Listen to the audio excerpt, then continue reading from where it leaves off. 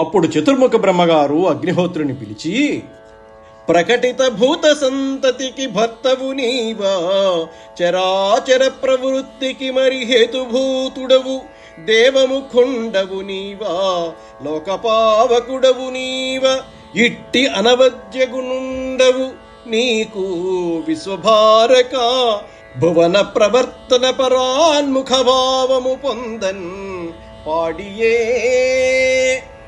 నీవు ఈ భూతసంతతికి అంతటికి భర్తవు, భరించేవాడివి. ఈ వేడి ఉన్నంతసేపే ఈ ప్రాణాలన్నీ ఉంటాయి. లోకంలో ఆ వేడి వల్లనే పదార్థాలు పచనమవుతాయి. లోకాలన్నీ నీ వలనే నిలబడుతున్నాయి. నీవు లోక భర్తవి, లోకాలను పవిత్రం చేసేవాడవు కూడా నీవే. ఇటువంటి ప్రశస్త గుణాలు కలవాడివే ఉండి నీకు ప్రపంచాన్ని భరించే ఓ అగ్ని, లోకాన్ని ప్రవర్తింపచేయటంలో విముఖత్వం పొందటం న్యాయమా? అప్పుడు అగ్నిహోత్రుడు తనకు కలిగిన ఇబ్బందిని బ్రహ్మకి చెప్పాడు.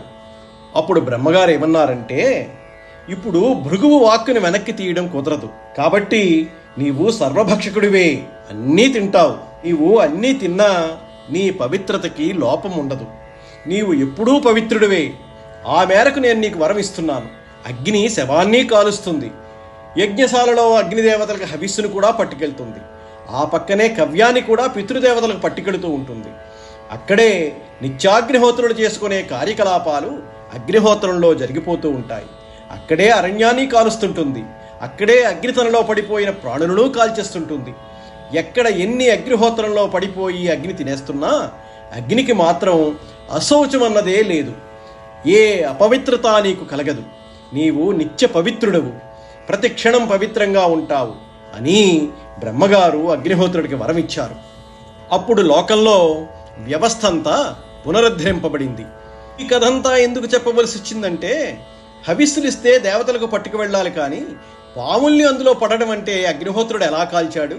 సర్వభక్షకుడివి కమ్మని భృగు శాపముంది, పాములు పడ్డా తినాల్సిందే, అందుకే తిన్నాడయ్యా అని చెప్పడానికి పులోమ వృత్తాంతాన్ని, ఆఖరికి దానివల్ల వచ్చిన శాపాన్ని, ఎందుకు అగ్నిహోత్రుడు సర్వభక్షకుడయ్యాడో, అయినా పవిత్రుడయ్యాడో మహానుభావుడైన సౌతి చెప్పాడు.